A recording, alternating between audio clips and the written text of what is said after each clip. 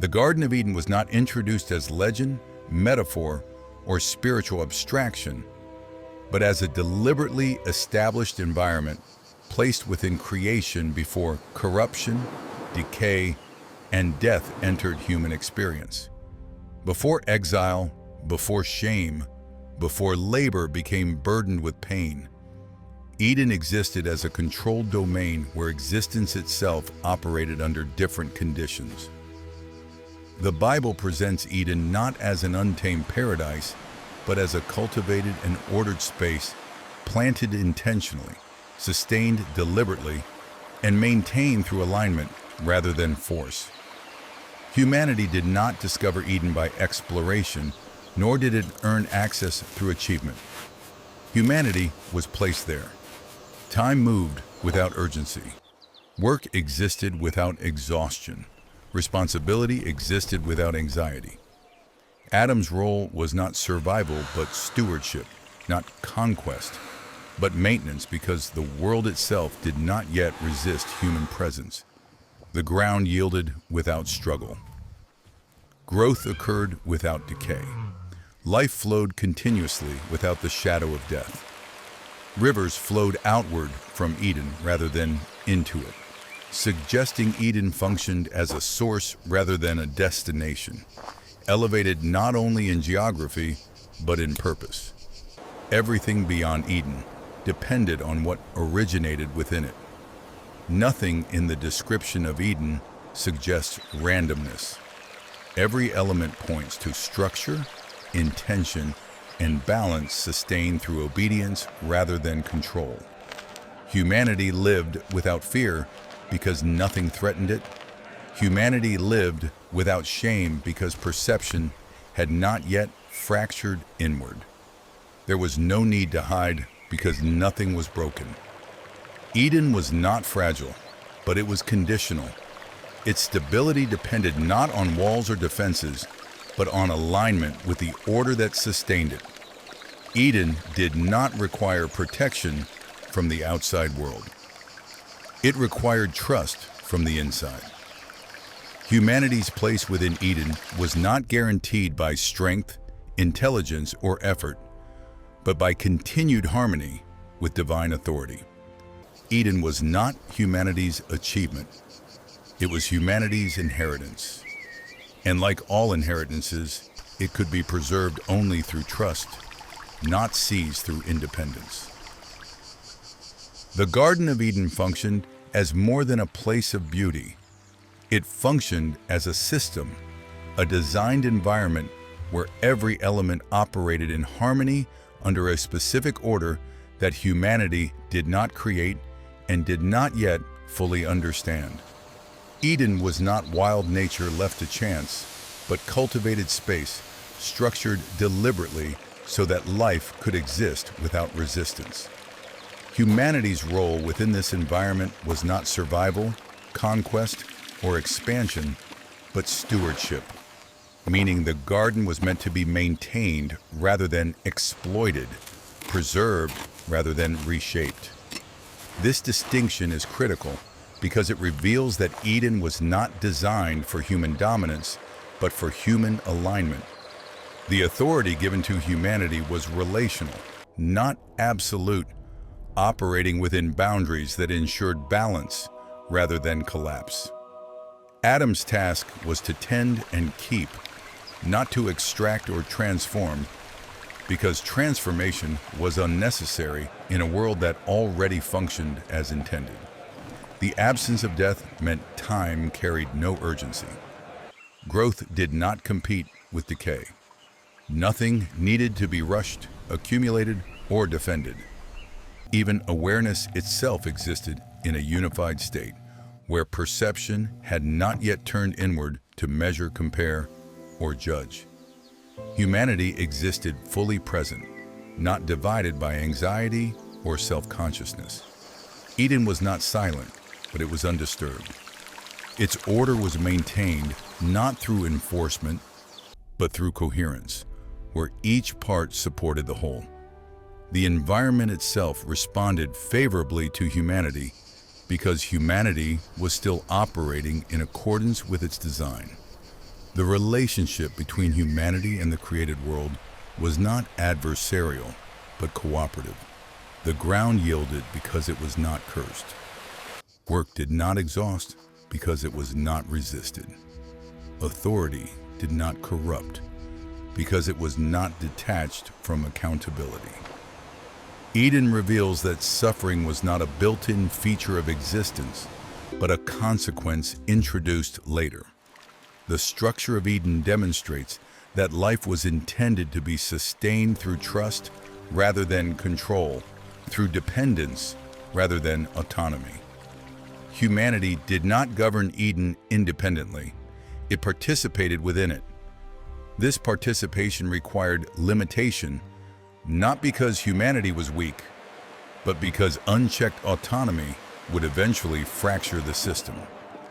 Eden's perfection was not static, it was dynamic stability, maintained through continued alignment with the source of order. The garden was not humanity's possession. It was humanity's assigned dwelling, contingent on remaining within the boundaries that preserved harmony. This is why Eden could exist without walls, defenses, or barriers. Nothing threatened it from the outside. The only threat possible came from within. From the moment humanity would choose self-rule over relational trust. Eden's design exposed a fundamental truth about existence itself, that freedom does not come from independence, but from functioning within the limits that sustain life. Eden was not humanity's final destination, but humanity's starting point, a controlled environment meant to prepare consciousness for eventual expansion without collapse. What Eden proves is that creation did not begin broken, and humanity was not created flawed. The fracture came later, when alignment was exchanged for autonomy, and the system that required trust was destabilized from within. The disruption of Eden did not arrive through force, destruction, or open rebellion, but through distortion introduced into a system that depended entirely on trust. The serpent did not present itself as an enemy of God, nor did it deny divine authority outright. Instead, it altered perception by introducing doubt about intention. The deception was subtle because Eden did not require dramatic temptation. It required only a shift in interpretation. The question was not whether God existed, but whether God could be trusted fully. By reframing the command as restriction rather than protection, the serpent redirected attention away from alignment and toward suspicion. The temptation was not rooted in hunger or curiosity alone, but in authority, in the idea that autonomy could be achieved without consequence. What was offered was not knowledge itself, but independence from dependency, a promise that moral self-governance would elevate humanity rather than fracture it. The moment the fruit was taken, existence did not collapse outwardly, but internally. There was no visible destruction of Eden, no immediate removal of divine presence, no instant death. Instead, awareness expanded abruptly, and with it came division. Consciousness turned inward for the first time, separating self from environment, observer from observed. Innocence did not disappear because information increased, but because perception changed. Humanity began to see itself as an object rather than a participant, measured rather than unified. Shame entered not because bodies changed, but because awareness fractured wholeness into comparison and judgment. Fear followed naturally, because separation introduces vulnerability. The realization of nakedness was not about physical exposure, but about existential exposure. The understanding that alignment had been broken. The garden remained intact, but humanity's compatibility with it had been compromised. The serpent's deception succeeded not by overpowering humanity, but by convincing humanity that alignment was a limitation and that self-rule was advancement. This inversion destabilized the entire system upon which Eden functioned.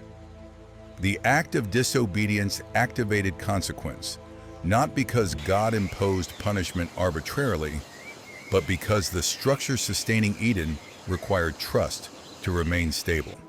Once autonomy replaced dependence, the system could no longer hold. Humanity did not become divine. It became divided. Awareness expanded, but coherence collapsed. The fracture introduced by that choice did not end with the individual, but extended outward into relationships, perception, and eventually the ground itself. Eden was not destroyed by God. It was rendered inaccessible by incompatibility. The moment humanity chose to redefine good and evil independently, it stepped outside the conditions that allowed Eden to exist. What was lost was not information, but harmony. What was gained was self-consciousness unanchored from alignment. The serpent's promise of elevation delivered fragmentation instead, and from that fracture flowed every subsequent rupture recorded in human history. The immediate aftermath of humanity's fracture did not unfold through spectacle or destruction, but through realization, silence, and withdrawal. The first response to disobedience was not defiance, but concealment, revealing that awareness had fundamentally changed the human relationship with existence. Where openness once existed without fear, separation now introduced vulnerability. Humanity's instinct to hide did not arise because God became hostile, but because perception had shifted inward, producing self-consciousness where unity once prevailed. The sound of divine approach, which previously would have inspired no fear, now triggered avoidance. This moment marked the first time humanity experienced misalignment not as concept, but as emotion. Accountability followed, not as interrogation, but as exposure. The questions asked were not designed to gather information, but to reveal internal condition. Responsibility could no longer be shared seamlessly between humanity and its environment. It had become fragmented. Judgment followed, but it was not arbitrary. Each consequence directly reflected the rupture introduced by autonomy. Relationships fractured because trust had fractured. Labor became burdensome because alignment with the ground was broken.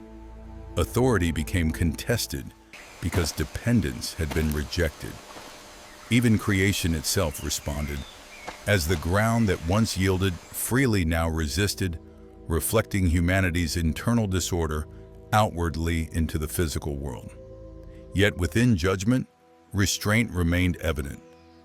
Death was introduced as inevitability, but not immediate execution. Separation occurred, but not annihilation. Humanity was expelled from Eden not to punish, but to prevent further destabilization.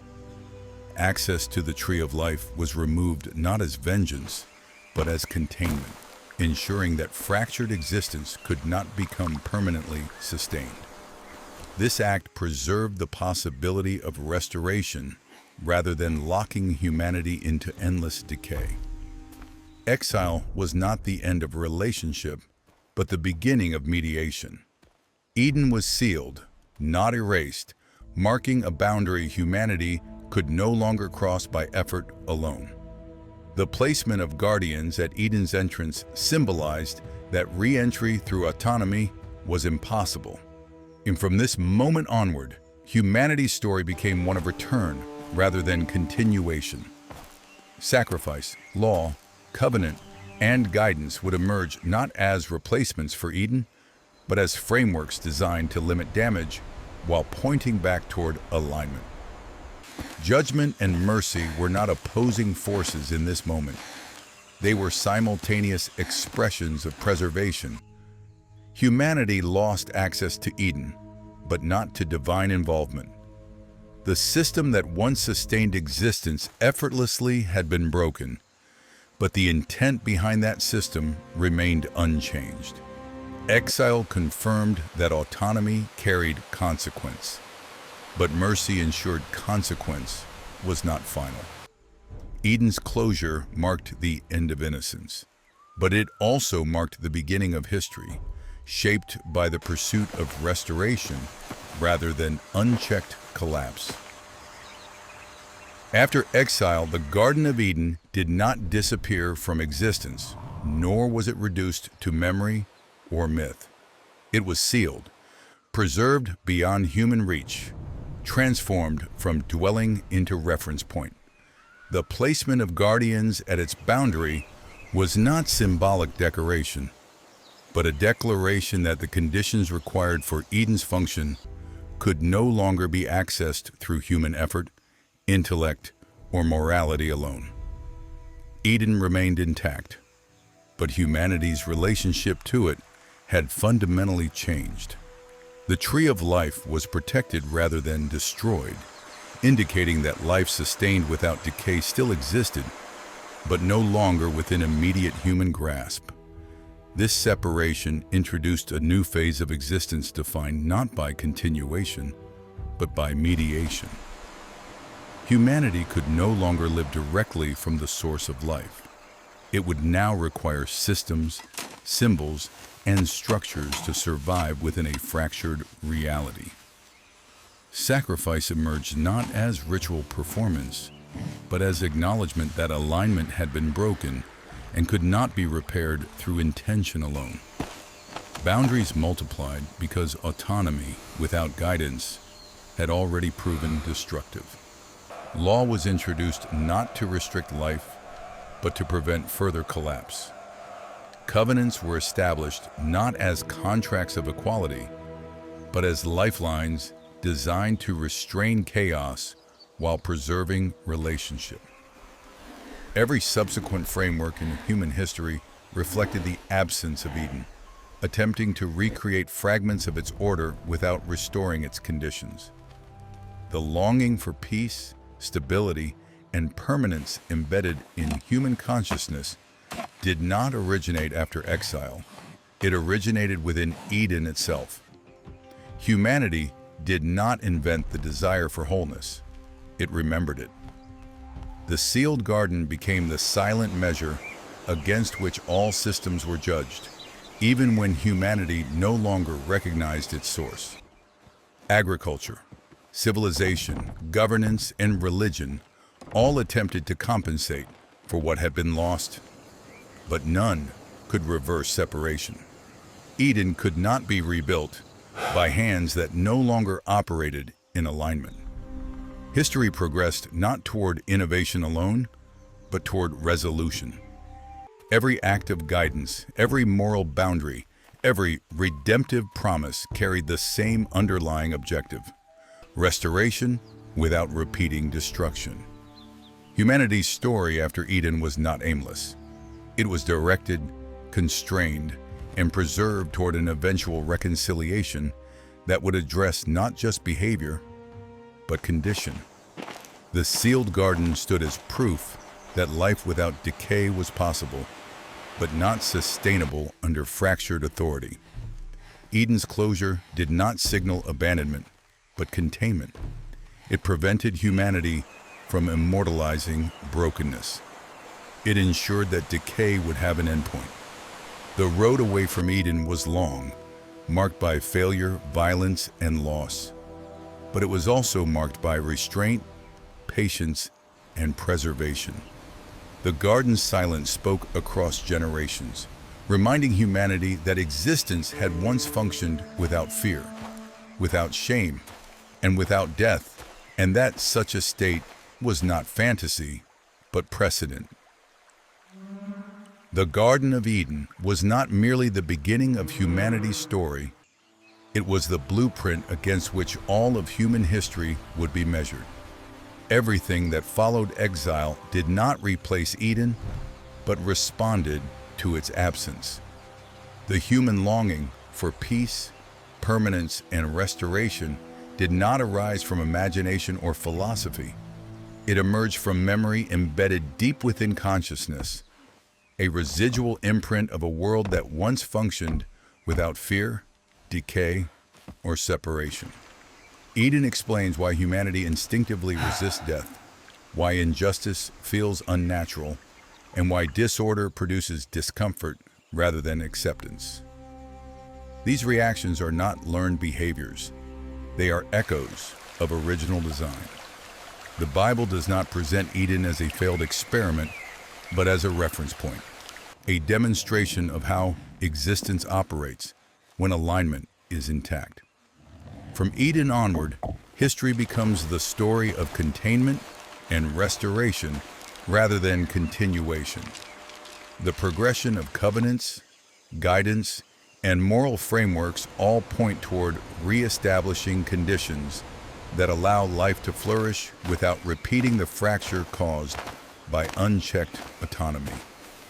Eden was closed not because humanity was beyond redemption, but because redemption required transformation rather than return by force. The conditions that sustained Eden could not coexist with fractured authority. Humanity had to be reshaped before restoration could occur. This is why the biblical narrative does not end with loss, but with promise. The final vision presented in Scripture mirrors Eden, not by recreating the garden exactly as it was, but by restoring access to life without corruption. The tree of life reappears, not guarded, but accessible, signaling that the problem introduced in Eden has been resolved rather than bypassed. The story that began with separation concludes with reconciliation, not through human effort, but through restored alignment. Eden's secret is not hidden knowledge, lost geography, or forbidden mystery. Its secret is function. Eden worked because humanity trusted divine authority over self-rule. When that trust fractured, Eden became inaccessible. The lesson Eden leaves behind is not condemnation, but invitation. It reveals that life reaches its fullest expression not through independence, but through alignment with the source that sustains it. Eden was not lost because humanity was created flawed. It was lost because humanity chose autonomy before readiness. And the promise that follows Eden is not a return to innocence, but a restoration of alignment that preserves freedom without repeating collapse. Eden stands at the beginning of history, not as a myth to be dismissed, but as evidence that the world was once whole, and that wholeness remains the intended destination rather than a forgotten past.